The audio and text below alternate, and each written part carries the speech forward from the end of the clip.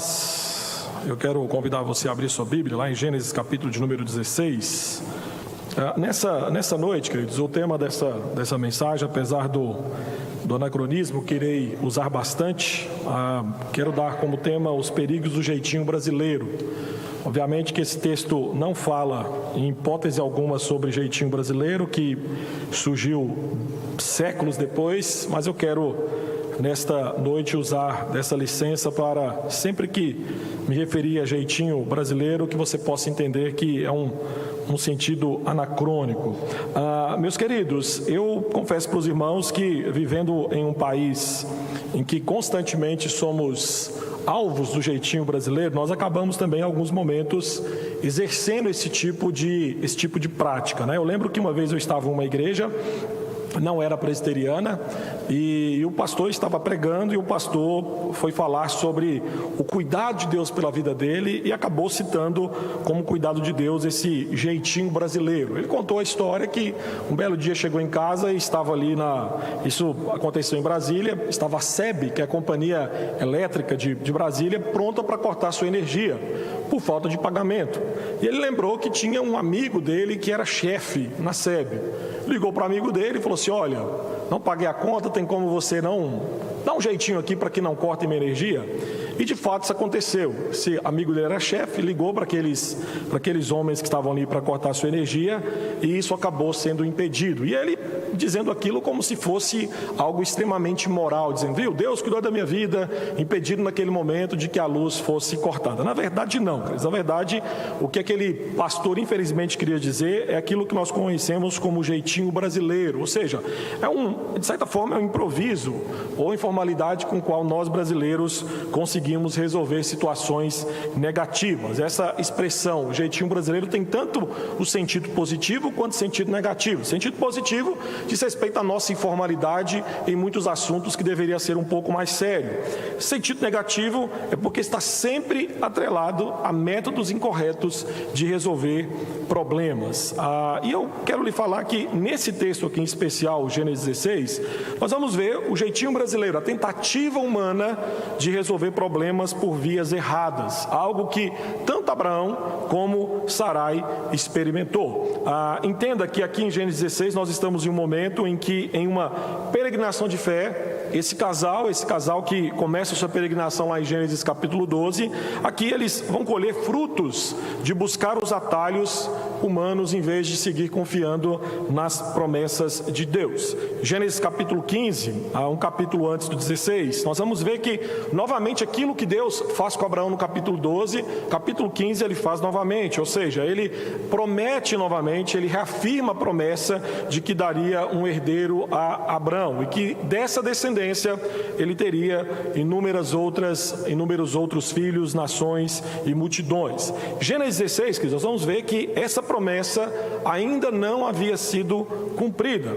No capítulo 15, se você observar os primeiros versículos, principalmente o segundo versículo, nós vamos ver que Abraão expressa a sua preocupação para com Deus, porque a sua promessa não havia sido cumprida ainda. Então, ele expressa a preocupação dizendo: Senhor, ainda não foi me dado o herdeiro prometido.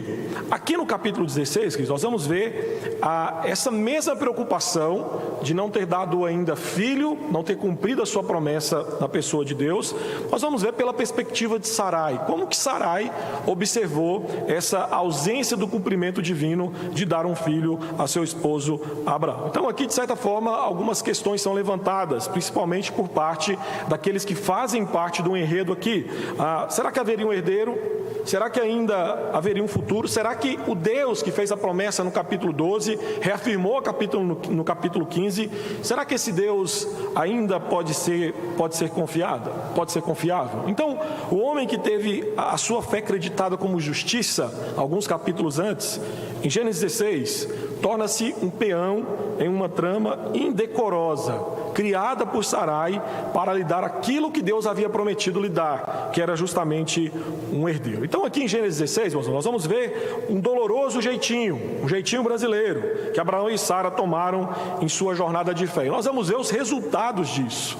Meus irmãos, esse jeitinho abraçado por Sarai e Abraão trouxe sérios conflitos para o lar dos dois, bem como para a humanidade como um todo. Então, eu quero que você acompanhe a leitura, versículos de 1 a 4, na parte A. Nós vamos ver que, logo de cara, o texto vai nos mostrar que tentar resolver problemas, ou quem sabe o cumprimento da promessa de Deus por vias humanas, não dá certo. Então, versículos 1 a 4 vai nos mostrar que meios humanos não resolvem promessas divinas. Diz assim o texto: ora, Sarai, mulher de Abrão, não lhe dava filhos.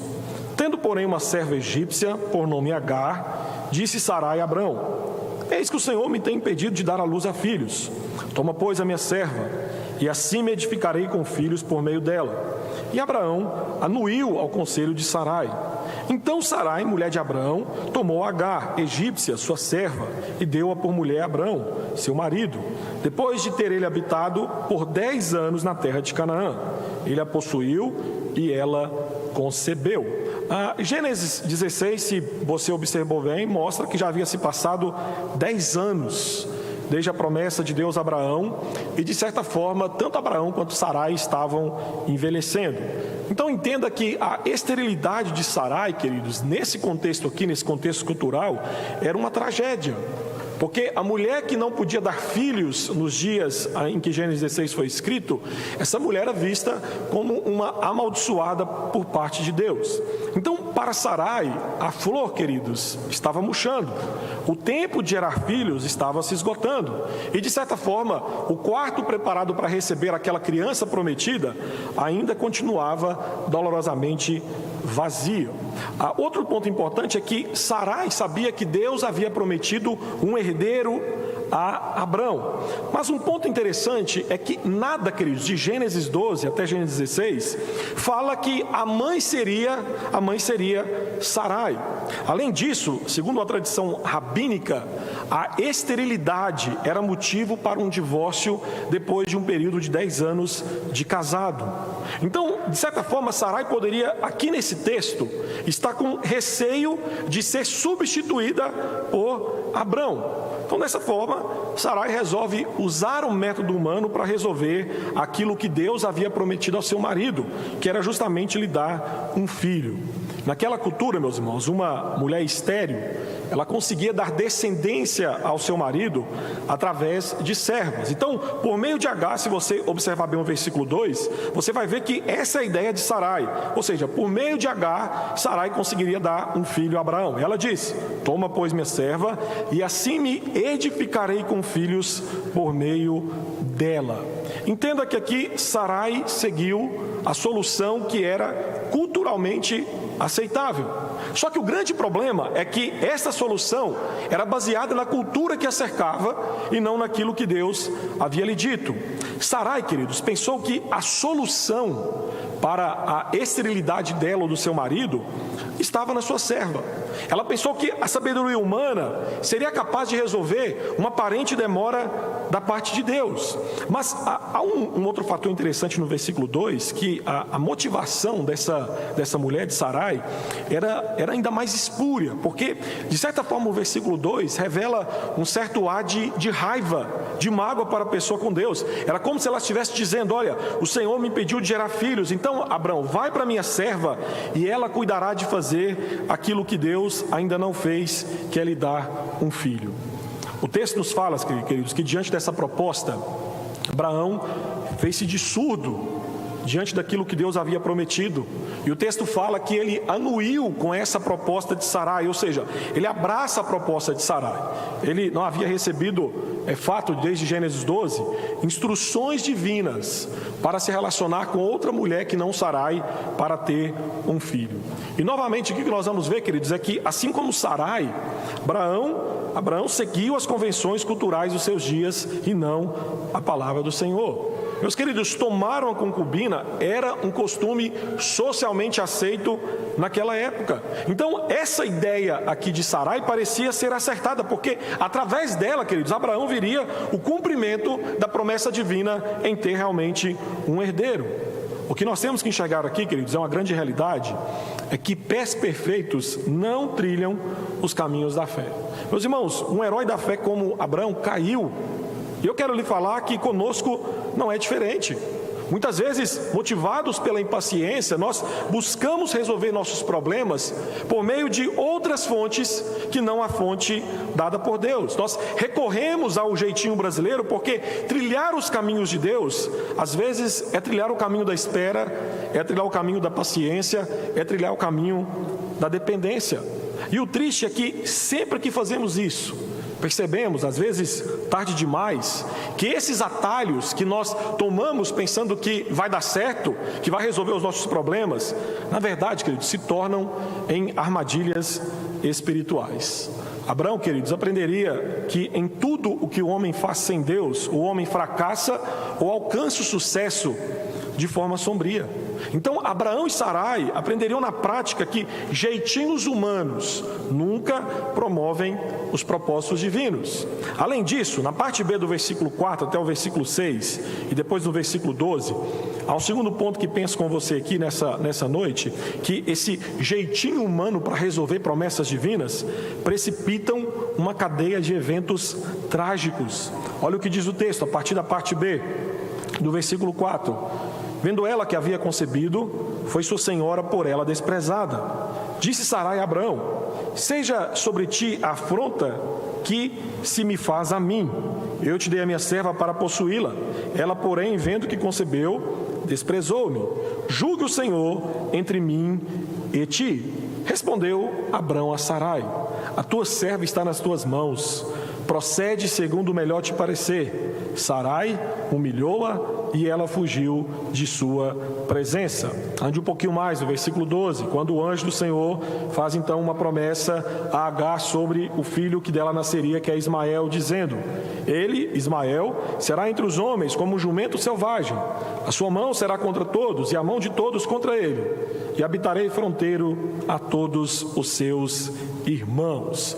Meus queridos, como águas em cascata, a solução aparente de um problema aqui em Gênesis 6 iniciou um problema e, por sua vez, o que nós vamos ver, outros problemas. Então, as escolhas erradas do casal, o que nós vamos ver aqui é que é o primeiro triângulo marital na história bíblica. E nesse triângulo você vai encontrar ciúmes, você vai encontrar rejeição e você vai encontrar a crueldade de todos os lados. Sara aqui sacrificou a sua intimidade com seu marido porque passou de um relacionamento monogâmico para um relacionamento polígamo.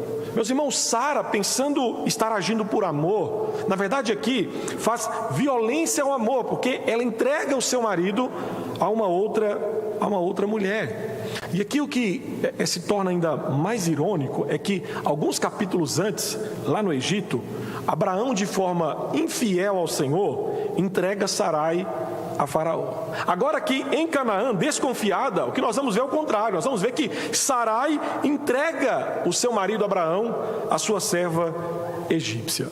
Você deve estar pensando: pastor, mas em momento algum nós vamos ver Deus repreendendo a poligamia. Meus irmãos, a poligamia era contrária à vontade divina. Gênesis capítulo 2, versículo 24, já atesta isso. E Gênesis vai nos mostrar que a poligamia sempre constitui uma ameaça à instabilidade familiar. E o que esse episódio ilustra é justamente isso. Um outro ponto importante é que Agar, nesse texto, queridos, em momento algum, ela tem voz. Essa mulher foi levada e tratada simplesmente como uma mercadoria sexual. Essa mulher, ela é vista nesse texto por Sarai e Abraão simplesmente como uma máquina de reproduzir bebês. Então, nessa passagem, Sarai e Abraão nunca se referem a Agar pelo nome, mas apenas pelo rótulo de serva. E aqui tem um ponto muito importante, porque essa despersonalização é uma das marcas daqueles que abusam. Então aqui literalmente você vai ver Agar sendo, literalmente mesmo, abusada pelos seus senhores, tanto Abraão quanto Sarai. Mas o texto vai falar, queridos, que esse evento de tragédias, ele prossegue. O plano de Sarai dá certo, texto fala que Agar engravida. E aí você vai ver que a partir dessa gravidez, nós vamos ver que de certa forma Agar usa o seu perfil redondo, né, a sua gestação, o nascimento do seu filho, como um triunfo sobre Sarai. Agar tinha conseguido o que Sarai não havia conseguido. Ela havia gerado um filho de Abraão, e isso levou a Agar tratar a sua senhora Sarai com desprezo. E diante de tudo isso, queridos, você vai ver que Sarai procura um culpado.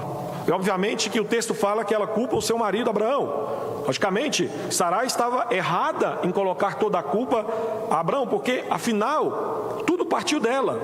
A ideia foi dela. Mas na verdade, queridos, essa mulher não estava de todo errado.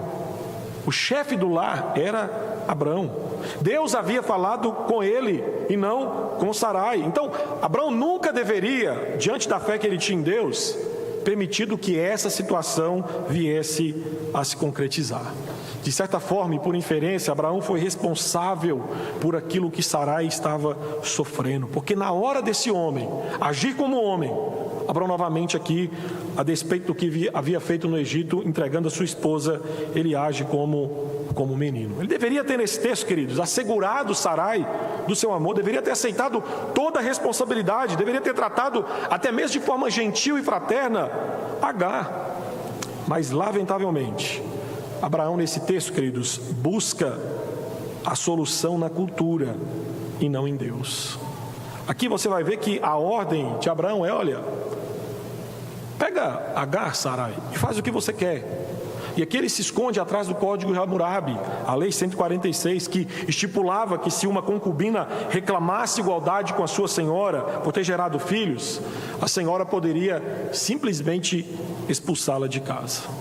Abraão, meus irmãos, lamentavelmente se abdicou de qualquer responsabilidade pela situação. E ainda, para a pobre Agar, que havia se tornado a sua esposa recentemente, ele disse: faça com ela, no versículo 6, o que você, Sarai, bem entender. Meus irmãos, nós não somos em nada diferentes de Abraão ou de Sarai.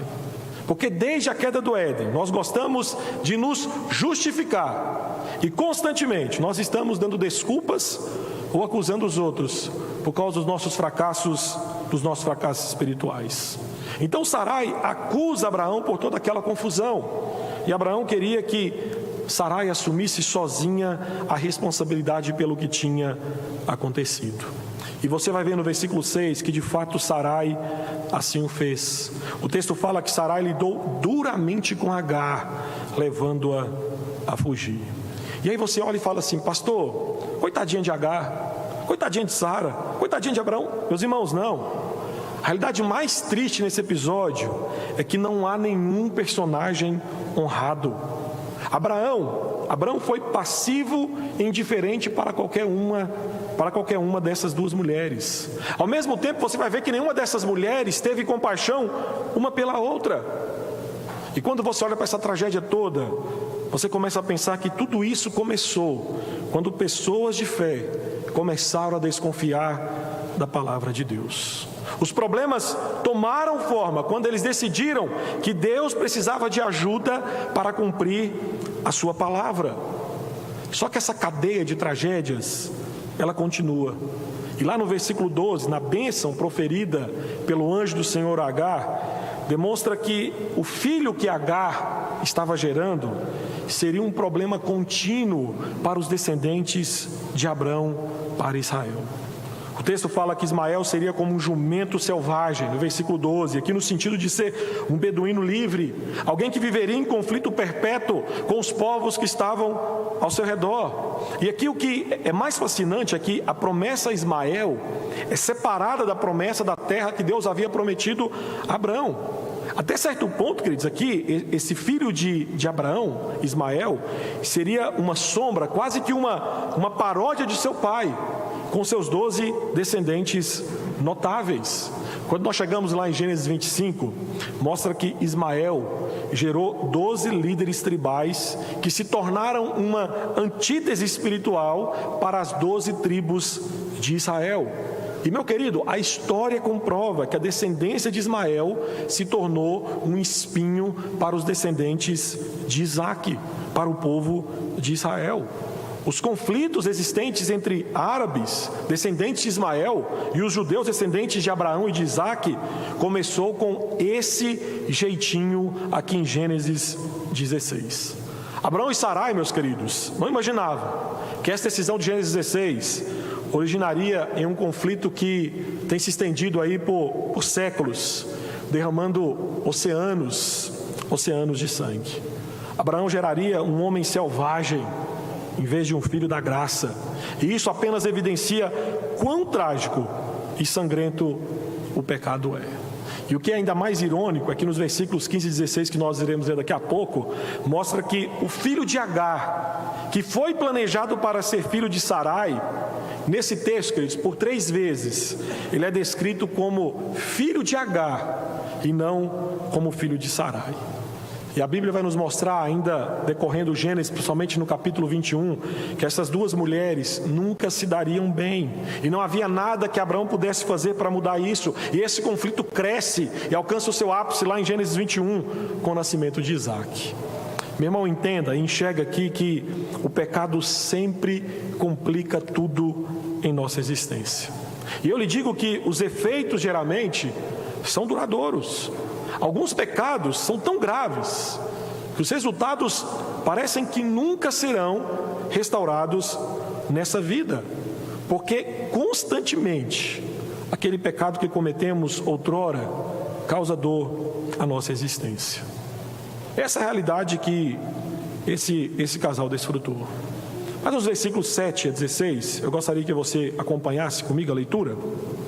Nós vamos ver aqui um terceiro ponto, que esse jeitinho brasileiro dado por esse casal evidencia a necessidade da intervenção graciosa de Deus. Versículo 7 até o versículo 16, o texto vai dizer assim: tendo achado o anjo do Senhor junto a uma fonte de água no deserto, junto à fonte no caminho de sul, disse-lhe: Agar, serva de Sarai, de onde vens e para onde vais? Ela respondeu: fuge da presença de Sarai, minha senhora. Então lhe disse o anjo do Senhor: volta para a tua senhora e humilha-te sob suas mãos. Disse-lhe mais o anjo do Senhor: multiplicarei sobremodo a tua descendência, de maneira que por numerosa não será contada. Disse-lhe ainda o anjo do Senhor: concebeste e darás à luz um filho, a quem chamarás Ismael, porque o Senhor te acudiu na tua aflição. Ele será entre os homens como um jumento selvagem, a sua mão será contra todos, e a mão de todos contra ele, e habitará fronteiro a todos os seus irmãos. Então ela invocou o nome do Senhor que lhe falava: tu és Deus que vê. Pois disse ela: não olhei eu neste lugar para aquele que me vê? Por isso aquele poço se chama Berlaroi, está entre Cádiz e Barede. Agar deu à luz um filho a Abrão, e Abrão a seu filho que lhe dera Agar chamou-lhe Ismael. Era Abraão de 86 anos quando Agar lhe deu à luz a Ismael. Meus irmãos, pobre, maltratada, grávida, o texto fala que Agar então fugiu da ira de Sarai, refugiando-se no deserto, perto da região sul, perto da fronteira do Egito. Aqui que nós vamos ver é que essa mulher estava literalmente voltando para o seu povo. Só que em um deserto, perto de uma fonte, Agar foi surpreendida, diz o texto no versículo 7, pelo anjo do Senhor. No versículo 11, ela descobre que o Senhor ouviu o seu clamor. No versículo 13, ela viu que o Senhor observou a sua tristeza.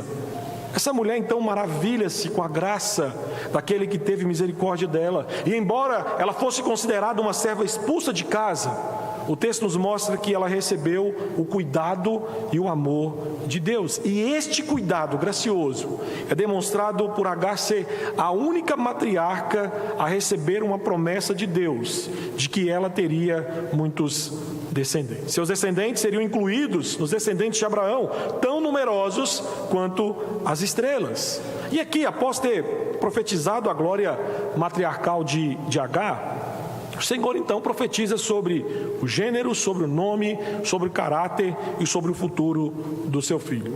O Senhor disse que o nome dele seria Ismael. Ismael significa Deus ouviu. Sempre que Agar pronunciasse o nome do seu filho, ela estaria lembrando que um dia o Senhor a socorreu. E aí o que é mais fascinante é que a resposta de Agar a essa profecia de Deus foi algo notável. Meus irmãos, essa mulher não fala de si, essa mulher não fala do seu filho, mas ela fala da pessoa de Deus. E aqui ela deu dois nomes, um nome para Deus e outro para o lugar em que ela estava. Só que ambos celebram a mesma realidade, ou seja, a onisciência divina cuidando da sua existência. E ela nomeia: o Senhor é um Deus que vê. E a fonte, ela diz: aquele que vive e me vê. Desfrutando aqui, meus irmãos, do cuidado divino, a alma dessa mulher canta, ao mesmo tempo que obedece a Deus, viajando de volta e submetendo-se à sua senhora, a maldosa Sarai. Este encontro, queridos, com Deus resultou, como diz os dois últimos versículos, em Abraão nomeando Ismael, reconhecendo aquela criança como seu filho e ao mesmo tempo entendendo o plano de Deus que havia sido revelado sobre a vida de Ismael.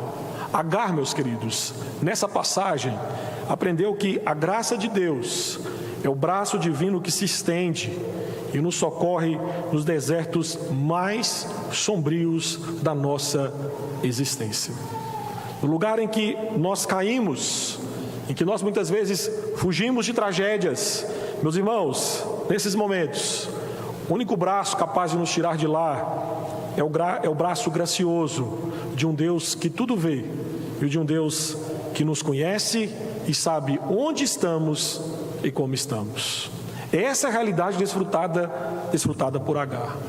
E eu quero caminhar para o final desse sermão pensando em algumas implicações dele para as nossas vidas. Primeiro, meu irmão, cuidado com a impaciência. Cuidado com a impaciência. A pressa de Abrão e Sarai em ver os propósitos de Deus em suas vidas os levaram a tomar decisões que precipitou, como nos mostra aqui o texto, em uma cadeia de tragédias.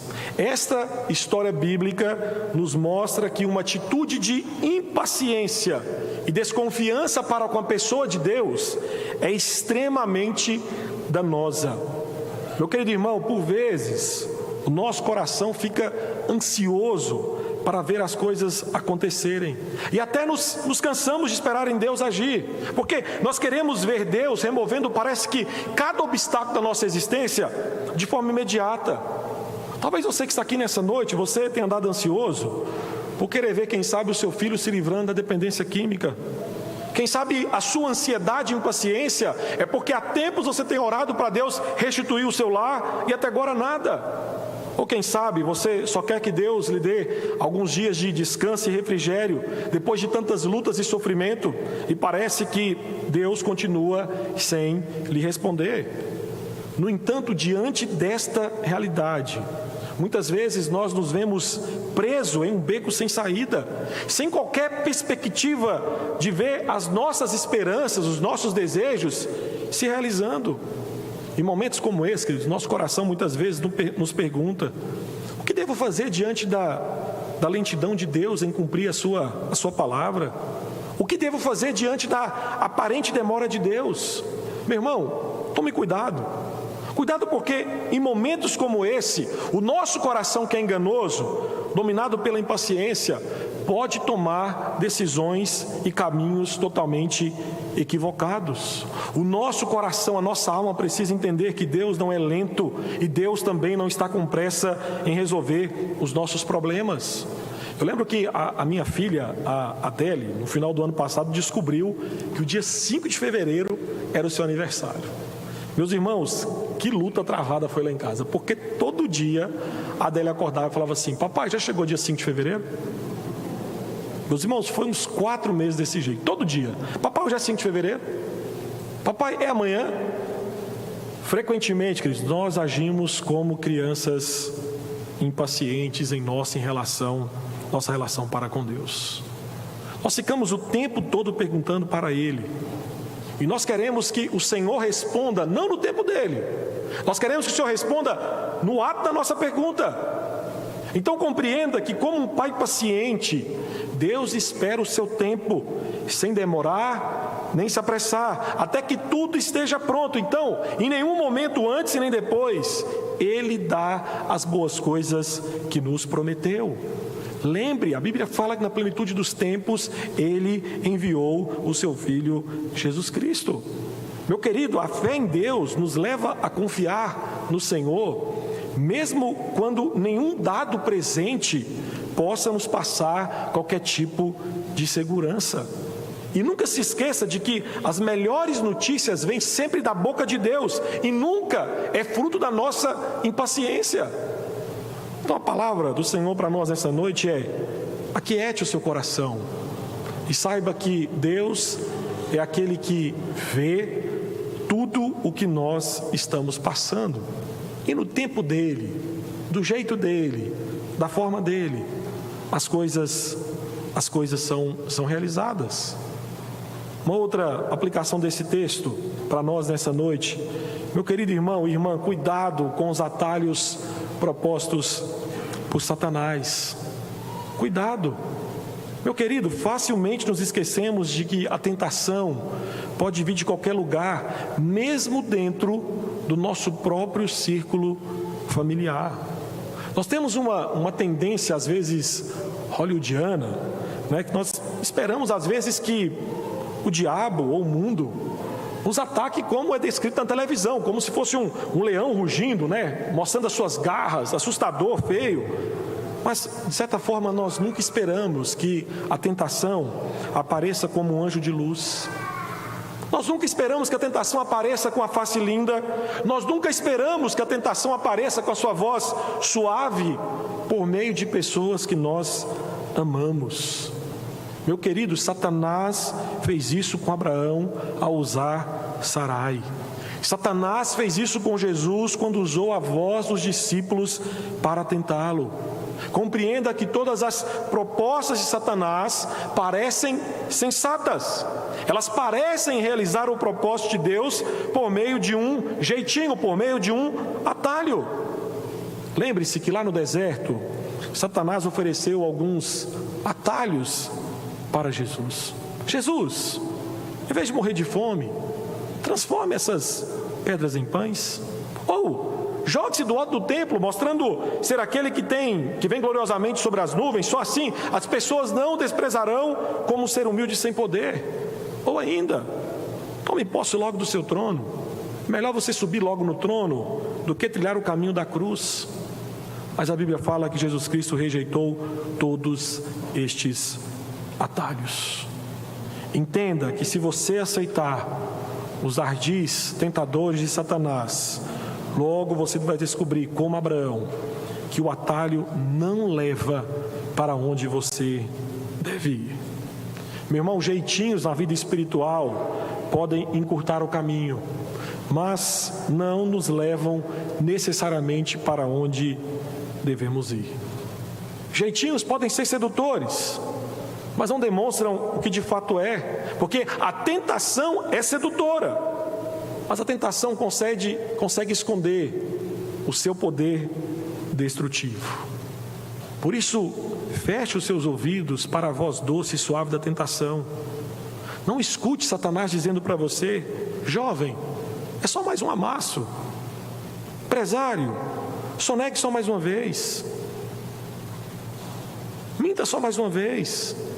Adultere a última vez. Veja pornografia apenas por mais um clique. E eu lhe digo que caso você ceda ou tenha cedido aos atalhos propostos por Satanás, Deus é aquele que graciosamente interrompe a nossa queda, nos conduzindo novamente para o caminho que Ele deseja que sigamos. Por isso, a próxima implicação, meu querido, cuidado com o poder destrutivo do pecado. Cuidado. Nós vivemos numa época que nós temos brincado demais com o pecado. Nós temos pensado que o pecado é sedutor, é atraente. Meu querido, Abraão e Sarai desobedeceram a Deus. E o seu pecado teve consequências destrutivas e duradouras, não somente para eles, mas também para os seus descendentes. A iniciativa de Sarai em contornar o problema da esterilidade e cumprir a promessa de Deus gerou conflitos. Nós lemos aqui hoje na liturgia em Gálatas capítulo 4, versículos 21 a 30, que Paulo viu corretamente que Agar e Ismael é o resultado de uma escolha alternativa à promessa que Deus havia dado a Abraão.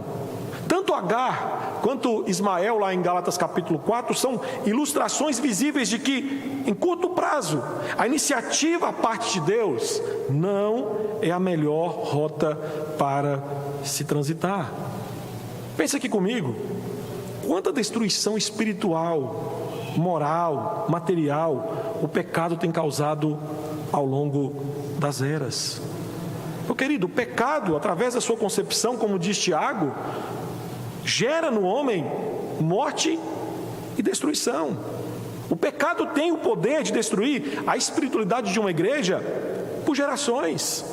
Olha os Estados Unidos, olha para a CSA, a igreja que enviou Simonton, e nós temos a igreja presbiteriana do Brasil hoje.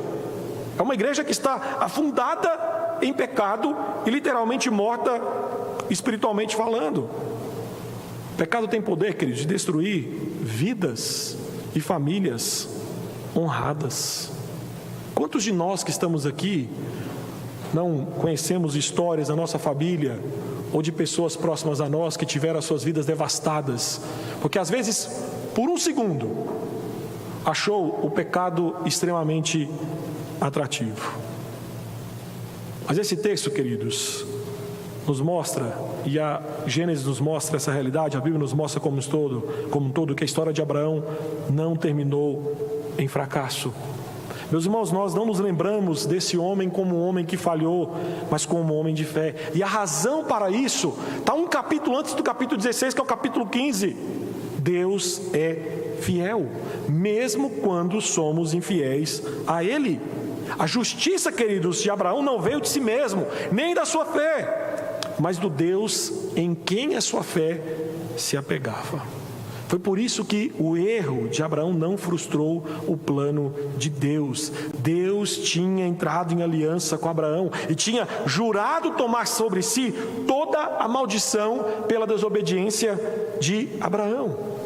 E eu quero lhe falar que foi precisamente isso que Jesus fez por nós lá na cruz. Nossas falhas, iguais às de Abraão, de Sarai, de Agar, foram lançadas sobre eles, para que a justiça de Cristo fosse creditada em nossa vida. Meus irmãos, isso foi as boas novas para Abraão, para Sarai que falharam, para Agar que perambulou, e são boas novas para você e para mim. O pecado tem seu poder destrutivo, mas para aqueles que chegam e se achegam a Cristo Jesus, Cristo é aquele que interrompe o poder destrutivo do pecado em nossa vida. Em Cristo, o salário do pecado, que é a morte, como diz Romanos, passa para a vida eterna em Cristo Jesus. Cristo é aquele que nos transporta do reino das trevas para o reino do seu maravilhoso amor. Meu querido, a nossa vida sem Cristo é uma vida castigada pelo pecado. A nossa vida sem Cristo é uma vida que caminha para a destruição eterna. E eu lhe digo, a boa nova é que em Cristo Jesus há redenção. E hoje nós iremos participar da ceia do Senhor, nos lembrando dessa verdade. Apesar de nós, Abraãos, Sarais e Agars, Ele continua nos salvando dos nossos jeitinhos. Louvado seja o nome do Senhor. Curva a sua cabeça, por alguns instantes nós estaremos orando.